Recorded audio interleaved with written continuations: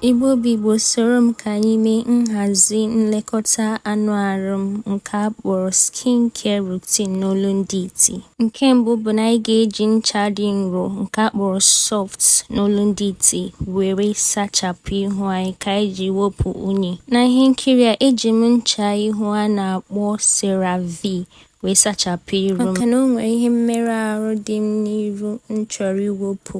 Ka m tesịrị ya bụ CeraVe n'iru m wee rapụ ya n'iru m ka ọ nọọ ihe dịka nkeji 5 inye ohere ka o wee baa n'iru m wee rụọ ihe o kwesịrị ịrụ. Werezie akwa dị ọcha wee fichaa iru m. Wee werezie ihe a kpọrọ toner n'olu ndị iti wee fichaa iru m iji kwado anụ arụ m maka ude. Toner m tere na ihe nkiri a ka a na-akpọ Aqua toner. Ka m tesịara ya, m wee were akupe ọgbara ọhụrụ nke a kpọrọ fan n'olu ndị iti ka ya bụ toner wee kpọọ baa n'arụ m wee rụọ ọrụ o kwesịrị ịrụ. Ka m mesịara ya, m wee were ude iru anụ a wee tee n'iru m. Afọ oyibo ude anụ wee toka mmasụpenwu ya. Ọrụ ya bụ inye aka wepụsịa ihe mmerụ ahụ ndị anụnwa dị n'iru m ma mee ka iru m dị mma karịa ka ọ dịbu. Igbo bụ Igbo, ọgwụgwụkwa. Nke anụnwa bụ nhazi nlekọta anụ arụ m nke abalị.